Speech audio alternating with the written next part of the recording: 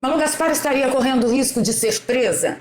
Pelas últimas notícias da mídia do regime, parece que Alexandre de Moraes já definiu a sua linha de atuação para emparedar Malu Gaspar e as redes sociais já estão falando em prisão, busca e apreensão, quebra de sigilo, entre outras cositas mais. Parece que o grande ministro Ovo que tudo vê, super republicano e super democrático, vai se embasar em um dos funcionários, um dos servidores do SERPRO, que tem indícios de que vendia dados sigilosos. Fica comigo que eu vou te contar tudo e a gente vai dar uma passada na notícia que a CNN veiculou. Parece que Alexandre estabeleceu isso como crime para geral. Ah, mas o servidor número 2, o servidor número 3 cometeu esse tipo de crime? A gente não sabe. Provavelmente não. Mas eu acho que ele vai apelar para aquele crime. Se você estava perto, você está junto. Você é um criminoso. É importante ressaltar que se o servidor fez isso, sim, ele cometeu um crime. Ele cometeu o crime. A jornalista não. Vamos trocar em miúdos bastante, só que a gente tem que lembrar também que nós estamos falando do fabuloso Ovo que tudo vê. E ele não precisa de justificativa para colocar ninguém na cadeia, para acabar com a vida de ninguém, para colocar ninguém na miséria. Eu lembro muito bem do que ele fez com o Alan dos Santos. E aí você começa a entender, por causa do movimento que está acontecendo nos portais de mídia oficiais e nas redes sociais, por que e alguns jornalistas estão pipocando, apelando até para o artigo 5º da Constituição. Os coitados não imaginam que o artigo 5º já foi cagado, cuspido, escarrado, pisoteado, há muito tempo. E a prova é o inquérito das fake news, que foi aberto desde 2018, exatamente porque alguns jornalistas ousaram denunciar uma situação não muito ortodoxa com escritórios de advocacia de certas esposas de certas autoridades. Fica comigo até o final desse vídeo, que a gente também tem que falar a respeito do relatório da Polícia Federal, que vazou um pedacinho no dia de ontem, falando sobre indícios de que Vorcaro e Toffoli se encontraram pelo menos 10 vezes. Convites para festinhas de aniversário e outras cositas mais. Então eu acho que o André Mendonça já até se arrependeu de ter dito, nossa, 6 anos são apenas 6 minutos de áudio, 6 minutos de fala, de ligação, de texto, sei lá. Olha, tá bem difícil. E eu continuo torcendo pela briga, juntinho com você. Pedir seu like logo agora no início do vídeo, compartilhamento nas redes sociais, ajuda a nossa voz a chegar mais longe. É verdade esse bilhete. Se você é novo por aqui, se inscreva no canal, ative o sininho, ajuda a gente a chegar a 145 mil inscritos. Olha, aqui no Shadowban é pesado, então a sua ajuda, a sua participação faz toda a diferença. Faz isso agora, vai, convida aí 5, 6 amigos para se inscreverem e seguirem a gente por aqui. Se você já é de casa, dá uma confirmada em tudo. E se você acha que essas matérias são importantes, por favor, pega nosso link e distribui aí nas redes sociais onde você frequenta. Bora pra pauta. Quero começar dando uma passão para vocês a respeito do novo relatório da PF, que mostra que mais de 10 encontros aconteceram entre Dias Toffoli e Vorcaro, desmentindo tudo que Dias Toffoli comentou até agora. Eu quero ver qual será a próxima desculpa que Dias Toffoli usará para o caso. A Band News, ela relatou que o relatório da Polícia Federal cita reuniões em Brasília e provoca uma crise interna no STF nunca antes vista na história deste país. O relatório analisado pela investigação aponta que as reuniões aconteceram principalmente em eventos sociais em Brasília, como jantares e festas. Diz que tem festas de aniversário, entre outras festinhas. As festinhas de Vorcaro, elas são muito famosas, vocês sabem, né? Segundo a apuração, mensagens e outros indícios corroboram os encontros. E aí, vocês veem assim, né, essa manchete gigante, mas não saiu o detalhe, tá? O detalhe vai ficar por conta da imaginação de cada um que lê a manchete. Eu gosto disso, eu não gosto disso. Mas é assim que a mídia está tratando o assunto, então é assim que tem que ficar por aqui também. Vamos falar a respeito dos servidores que foram acusados de vazar, acessar e até negociar dados sigilosos. É importante que a gente faça uma separação, que o servidor da Receita Federal ele tem a competência de acessar dados sigilosos. E tem uma patente lá, uma espécie de patente lá, uma espécie de alçada, que acessa dados sigilosos. Então, está dentro da função do servidor da Receita Federal. Agora, acessar é uma coisa, vazar é outra e negociar é outra muito diferente.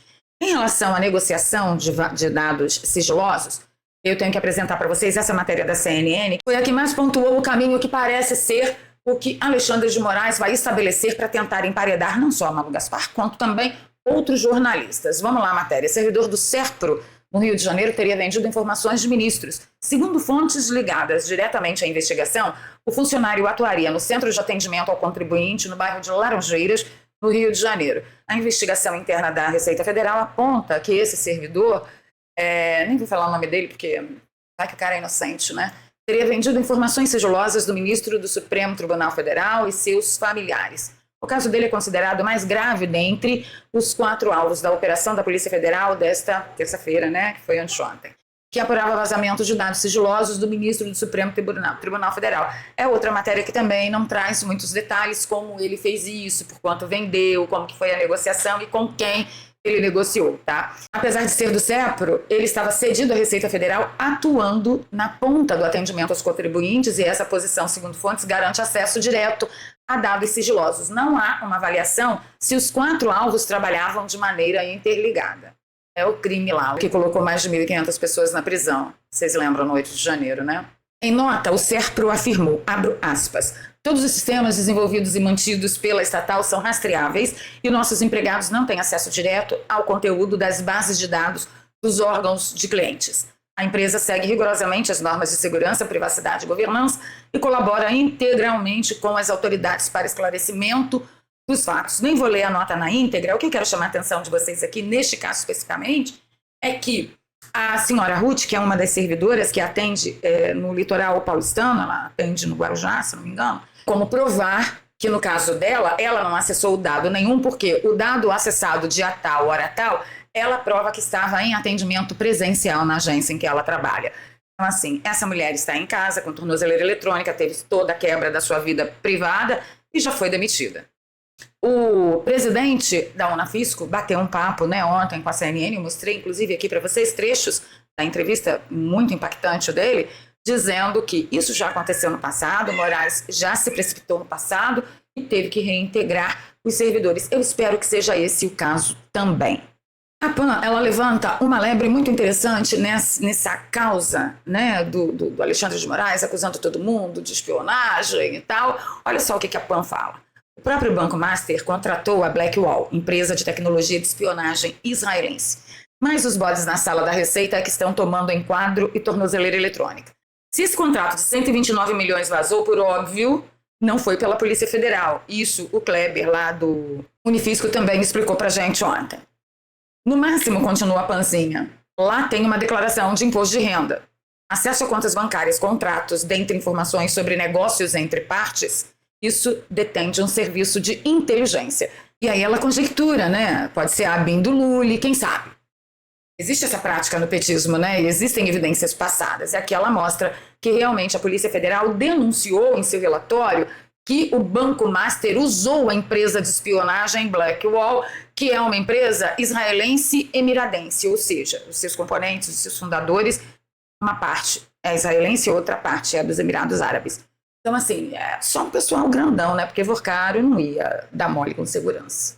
E aí os jornalistas, eles descrevem como estão se sentindo e como que a Receita Federal também está sentindo as ações do ministro Alexandre de Moraes, que a gente vem denunciando há pelo menos 7 anos. Brutal, né? Hoje a gente recebeu o Kleber Cabral, que é o presidente da Unafisco no Hora H, e a perplexidade deles da desproporcionalidade. Ele falou, a Receita Federal tem diversos muros. É óbvio que se houve alguma invasão, se houve algum acesso equivocado, para dizer o mínimo, separar se houve dolo ou culpa apenas, se foi um ato culposo, se foi um ato doloso, enfim, faria parte de um processo. Mas nem existe um processo. Qual é o processo que envolve os auditores da Receita Federal? O inquérito das fake news? Bom, pelo menos isso é que se alega. Então assim... Seriam ameaças, só para esclarecer, seriam ameaças aos ministros. Portanto, cabe o inquérito das fake news, que foi montado em 19 pelo Toffoli e entregue ao Moraes para combater ameaças aos ministros. Sim, e que tem uma raiz, né, Caio, já passo para você, que tem uma raiz dessa figura do Alexandre de Moraes, que é a vítima, que é o juiz, que é o investigador e que é parte inteira do processo, não precisa de mais nada. Então, eu perguntei, por exemplo, ao presidente da Unafisco se eles iam recorrer, o que eles iam fazer. Aí ele falou para mim assim, recorrer a quem? Mas é aquela coisa, o que sempre chama a atenção da gente, eu sempre vou chamar a atenção de vocês para o fato, nós estamos falando a respeito desse assunto há pelo menos 7 anos. E o que esses jornalistas faziam com a gente? Mandavam calar a boca, porque a gente era bolsonarista, porque a gente era extremista, porque Alan dos Santos xingava palavrão, porque o Eustáquio era sensacionalista, porque, sei lá, Paulo Figueiredo queria dar um golpe, Paulo Figueiredo era infiltrado no meio do exército das Forças Armadas brasileiras para trazer a influência de não sei lá quem, americana. Então, tudo tinha um motivo para detonar a vítima, para culpabilizar a vítima, como foi o caso dos envolvidos no 8 de janeiro. Todos ali queriam golpe? Não. Todos ali depredaram patrimônio público? Não. Mas foram todos incluídos no mesmo bojo. Vocês lembram que assim que saiu o oba-oba do 8 de janeiro, a mídia do regime chamava os manifestantes de terroristas? Porque eu não esqueci. Agora eles estão sentindo no lombo o gostinho da democracia alexandrina. E sobre o presidente da Unafisco, que eu passei a entrevista dele aqui para vocês ontem, o Moraes, ele mandou intimar o presidente da Unafisco após críticas ao STF, acreditem se quiser. O ministro determinou que a Polícia Federal intime o presidente da Unafisco, que é a Associação Nacional dos Auditores Fiscais da Receita Federal do Brasil, Kleber Cabral, para que ele preste esclarecimentos sobre declarações dadas à imprensa ao longo da quarta-feira. Ele não falou nada, ele falou a opinião dele e apresentou para incautos como que funciona o sistema da Receita Federal. Ele só falou isso, não falou mais nada. Mas ele foi ácido nas suas críticas, né? A outros veículos, por exemplo, ele chegou a dizer que gera mais temor aos servidores da Receita em investigar uma facção criminosa, o PCC, do que o STF. Além da Unafisco também ter publicado na própria quarta-feira uma nota crítica à instituição. A nota diz, por exemplo, que a entidade manifestava preocupação com a operação e que é preciso observar o devido processo legal, a presunção de inocência e a proporcionalidade das medidas adotadas. Então, seu Kleber, deixa eu falar uma coisa para o senhor. Não temos para hoje na fila do pão. Não estamos tendo. Não estamos tendo desde 2019. Tá? Por quê? Porque nós aqui é tudo antidemocrático, é tudo lascado, tudo bolsonarista, tudo cristão, tudo família em conserva, entendeu? E aí, para nós, não está tendo para hoje na fila do pão esse negócio de devido processo legal. Isso é uma coisa que nós estamos bradando desde 2019. E aí, tem um fator complicador para o senhor e para a sua turma, que só me resta dizer bem feito, que inclusive foi um seguidor nosso que me lembrou esse fato e deixou no comentário aqui no vídeo de ontem, que a Unafisco aderiu à cartinha em defesa da democracia. O documento foi organizado por alunos da USP, com assinatura de juristas, ex-ministros do STF, e na data da publicação aqui do Correio Brasiliense, já tinha mais de 100 mil assinaturas. Quando a gente chama vocês tudo de funça, que vocês ajudam a manter o regime ditatorial, é disso aqui que nós estamos falando. Vocês imaginaram o quê? Que isso nunca ia se voltar contra vocês? Pelo amor de Deus! Sejam um pouquinho mais inteligentes. Vocês acham que depois de ter praticado toda a sorte de absurdos contra tanta gente, se for colocar ali na listinha entre presos ainda na cadeia, tornozelados, exilados, mais de 2.500 pessoas no mínimo, por que vocês acharam que com vocês ia ter direito a ampla defesa, julgamento decente? Por que vocês acharam? Vocês acham que vocês são diferentes de nós? Certamente vocês nunca estudaram sobre nomenclatura, e nomenclatura com KL, de clatura, que é um termo que foi usado para definir a oligarquia russa, que assumiu e depois um monte de gente matou e perseguiu e se apropriou de bens alheios. É isso que acontece, que vocês acharam que com vocês seria diferente. Nós avisamos. Eu só lamento. O senhor precisa entender. A sua classe, a Unifisco, ajudou ao regime a estar do jeito que está. Lembre de Alan dos Santos e os 4 filhos dele. Quem sabe o senhor entenda melhor a situação do país. E com esse furdunço todo, a gente tem que falar de por que os jornalistas estão dando botes com bumbum. Porque nas redes sociais já estão falando coisas como prisão de jornalista, porque Malu Gaspar comprou informação. Vou mostrar para vocês. Fica aqui comigo até o fim do vídeo. Já deixou meu like? Você tá aqui, você já está inscrito no canal? Quebra essa, vai. Ajuda a gente a chegar nos 145 mil inscritos. Bora? Então vamos lá. Ricardo Feltrin, que é um jornalista, trabalhou muitos anos, né? Ele só trabalhou na mídia do regime, agora que ele está numa carreira independente, ele diz o seguinte, ó. Com essa desculpa de invasão de dados de ministros da Receita, vão acabar arrumando um jeito de quebrar o sigilo da Malu Gaspar, mas vão se frustrar. Ela jamais pagaria a uma fonte. Só que tem um detalhe. Ele chama atenção que não há nada de ilegal em pagar para obter informação. Essa prática é corriqueira, tanto nos Estados Unidos e na Europa. No Brasil, nunca foi corriqueira, por quê? Porque aqui é todo mundo muito mais pobre, né? A não ser o Léo Dias. O Léo Dias paga porque ele é rico e a gente sabe muito bem porque ele é rico. Agora, funcionário público vendendo informação ou documento é crime e dos bravos. E é óbvio, Alexandre de Moraes vai enquadrar os jornalistas também. Vocês querem apostar? Na minha humilde opinião, essa é a linha de atuação para emparedar os jornalistas para parar de falar desse contrato com 129 milhões, onde já se viu. Não tem nada para ver aqui. O que vocês estão querendo aqui? Mas não parou por aí, não. Olha só. Já tem postzinho dizendo: prisão de Malu Gaspar de O Globo já é vista como certa por ministros do STF por ter feito reportagem contra Moraes esposa. Eu sei de onde que vem esse post, eu não sei. O Ricardo Feltrin repostou e disse: esses caras estão bêbados. Eu levarei o jumbo para ela, pacotes de Marlboro para ela negociar na cadeia, mas ele está fazendo uma troça. Ele está sendo irônico. Acontece que nem todo mundo está sendo irônico. Olha só o Rafael Trevisan. Quem é o Rafael Trevisan? Ele apareceu na minha timeline. Eu não o sigo, não sei nem por que ele apareceu na minha timeline, mas o perfil dele que é público, por isso estou trazendo. Ele diz que é executivo de vendas, influenciador nas mídias, é progressista e filiado ao PT de Campinas. O que ele está falando? Ele está falando lá no perfil dele que Malu Gaspar é vizinha do servidor que foi subornado para roubar dados de Alexandre de Moraes. Mas longe de mim fazer qualquer acusação, tá, gente? É só uma coincidência. Mas é vizinha do quê? Vizinha de parede? Vizinha de condomínio? Vizinha de andar? Os apartamentos são no mesmo andar? Vizinha de bairro? Vizinha de cidade? Vizinha de estado? Vizinha do quê? Ele não diz, mas ele deixa ali, aí coloca, né, uma imagem da Malu Gaspar. A Receita diz a PF que servidor do SERPRO vendia informações sigilosas. É um petista falando que, olha, Malu Gaspar comprou informações, que em si não é crime. O crime é do servidor, não é da jornalista mais. A Janaína Pascoal também falou, blá, blá, blá, né? Eu só sei que não teremos como explicar ao mundo a eventual prisão desta mulher. Autoridades públicas têm sigilos relativizados. A jornalista teve acesso a informações relevantes e as publicou. Em democracia nenhuma, isso é crime. Você falou a mesma coisa quando o Alan dos Santos descobriu umas tais de umas maletas, ou sua hipócrita. O Sam Pancher, ele diz, olha, tem um pessoal aí confuso, mas vale o esclarecimento. E ele cita o inciso 16 do artigo 5º da Constituição Federal, que diz: é assegurado a todos o acesso à informação, resguardado o sigilo da fonte quando necessário ao exercício profissional. Tadinho do Sam. É que como ele foi respeitado durante o período mais cruento da perseguição contra um espectro político específico no país de Bangladesh do Sul, ele está achando que ele continua gozando desse mesmo privilégio. Entendeu? Ele não entendeu ainda que ele dançou, que ele perdeu o mané, e não pode amolar, porque senão vai ferir suscetibilidades supremas.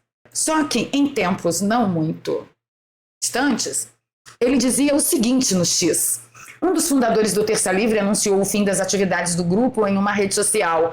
O canal no YouTube, que estava sendo usado para burlar o bloqueio judicial ao blog bolsonarista, também foi retirado do ar pela justiça. Era assim que ele se referia ao esplendoroso trabalho do Terça Livre, dos meus amigos. Era assim que ele se referia, esse canalha. E aí um perfil chamado Tesoureiros disse: rapaz, será mesmo? E ele respondeu: acredito que sim, existe uma estrutura grande ali que foi sufocada financeiramente. E o Tesoureiros disse: torcendo. E ele não foi incapaz de dizer que essa turma de jornalistas tinha direito também ao artigo 5º. Então agora a gente entende o mover das águas dos jornalistas, dizendo que democracia, sigilo da fonte, devido processo legal. Porque tá batendo na bunda de vocês, seus sem vergonha. Seus sem vergonhas. Uma figurinha aqui, né, que remete ao ovo que tudo vê: vigiar e punir. Gostoso demais. Será que já está gostoso o suficiente, Vera Magalhães? Ou você espera que a Malu Gaspar seja jogada na prisão para você dizer: olha, já tá bom de gostoso?